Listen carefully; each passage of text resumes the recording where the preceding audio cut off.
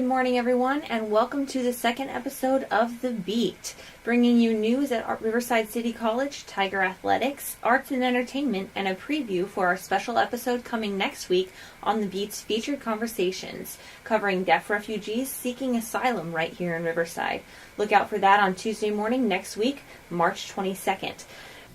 And now for news.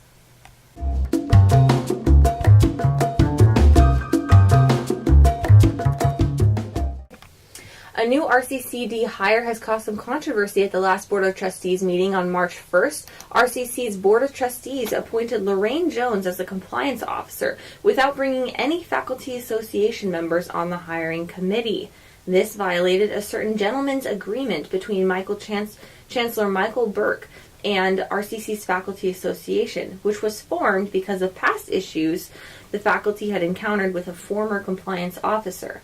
The recently hired Jones is currently in a civil lawsuit where she has been accused of covering up a rape at her former workplace, Mount San Antonio College.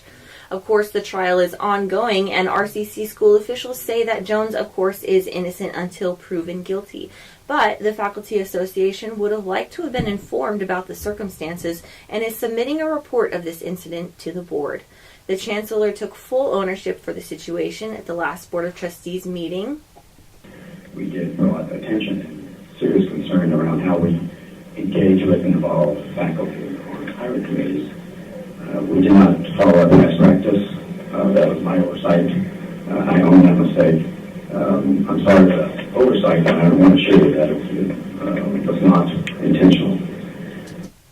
Board policy is scheduled to be presented at the Board of Trustees meeting in the District Office Boardroom at Centennial Plaza on April 5th. On the topic of Board of Trustees, there's another Board of Trustees meeting tonight, March 15th at 6 p.m. The board will be discussing the Chancellor's report and RCC's Educational Master Plan from 2015 to 2025. A discovery lecture by Dr. John Husing was held in the Digital Library Auditorium during the college hour 12:50 to 1:50 p.m. discussing the economic history of Riverside. A good turnout for that discovery lecture and interesting points on the economic history. Last Sunday, March 13th, Riverside, Marina Valley College, and Norco City Colleges came together at the District Centennial Plaza to celebrate 100 years of history. The day marked RCC's official 100th anniversary, along with Marina Valley and Norco's 25th anniversaries. The event closed at the rooftop garden with a firework display.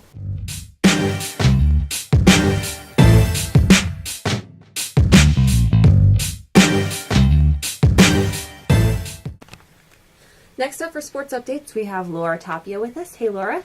Hey, Brooke. So I'm going to be discussing a couple games that are coming up in case you guys want to go and support our athletes.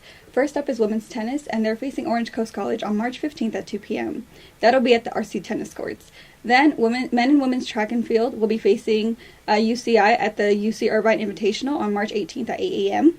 For RCC baseball, they're facing Cypress College on March 15th and 17th. Both are away games, however, there is a home game on March 23rd at 2 p.m. Last but not least is RCC softball versus Saddleback College on March 16th. Although that's an away game, on March 19th and 20th, it's at home, and that will be at 12 p.m. Stay tuned next week to hear how our teams are doing and how these games went for softball, baseball, women's track and field, and tennis. Thanks, Laura. See you guys next time.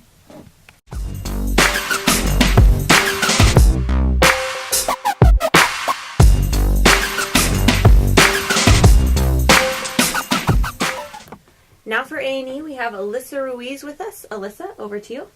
Hi, I'm Alyssa Ruiz, an arts and entertainment reporter here at Viewpoints. This week we'll be discussing the Wizarding World of Harry Potter opening up at Universal Studios Hollywood, the Bachelor season finale that premiered last night, and Kim Kardashian's nude selfie controversy. Universal Studios is expanding their Wizarding World of Harry Potter out to the West Coast at Universal Studios Hollywood. The attraction is set to open on April 7th and will consist of Hogwarts, Hogsmeade, Restaurant The Three Broomsticks, 2 themed rides, and of course the famous Butterbeer. Man, that sounds fun. You know, I actually had the opportunity to go and preview the Wizarding World the other night, and being a huge Harry Potter fan myself, I wasn't disappointed at all. Everything was so detailed. It was so magical. Awesome. I was just in awe the entire time I was there. And of course, I had to try the butterbeer, and it was amazing. So yeah, that was a lot of fun. Now, for any Bachelor fans out there, you may know that last night was the season finale, and I was a JoJo fan from the beginning, so I was really sad when Ben chose Lauren. I mean, I don't get it. He said JoJo became her best friend, and she made him laugh and smile, but it was also announced last night that JoJo will be the next Bachelorette. So I'm definitely excited to see her hopefully find love again. Now, Kim Kardashian's nude selfie she posted on Instagram has sparked debate and controversy over social media. Celebrities such as Chloe Moretz and Bette Midler joined in on the issue, and Kardashian fired back on International Women's Day, claiming that if she feels empowered by her body, she has the right to do so.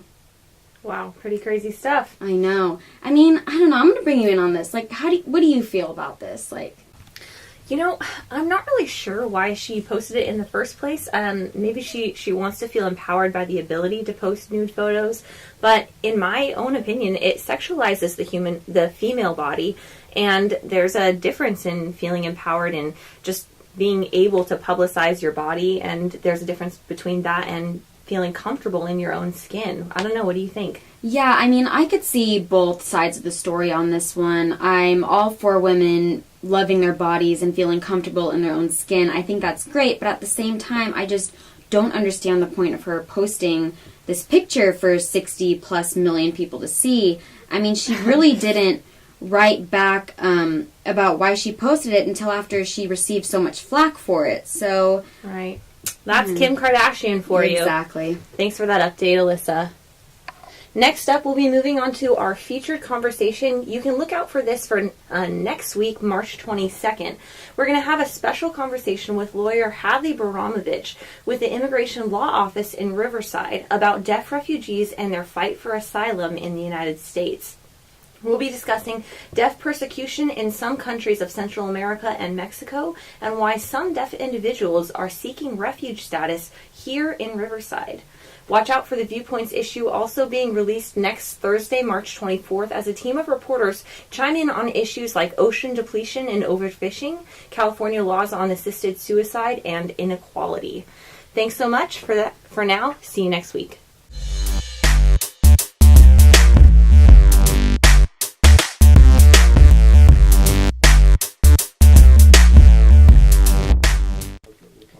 This Viewpoints podcast was produced by Brooke Carey, Alyssa Ruiz, and Laura Tapia.